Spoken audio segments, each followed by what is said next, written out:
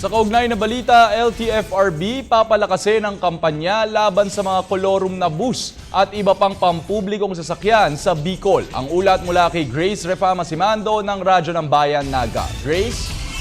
Yes, JC, pinahayag ngayong umaga ni LTFRB Regional Director Ruel Alcisto na bilang na ang mga araw ng mga kulurom na bus, jeepneys at kahit mga pedicabs.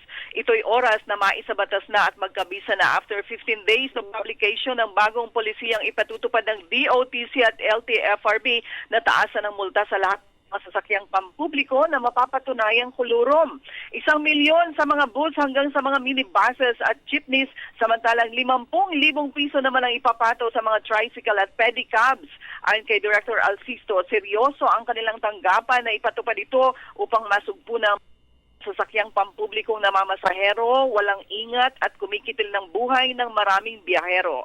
Pinaalalahanan ng LTFRB Bicol ang lahat ng mga operators ngayon na makipag-usap na sila at mag-ayos na ng kanilang mga papeles upang maiwasan ang kanselasyon, kaso at multa. Hinahabol na rin ng LTFRB ang mga bus companies na sumisingil ng buong presyo ng pasahe Bicol hanggang Manila kahit ang isang pasahero ay hanggang Quezon lamang ang biyahe.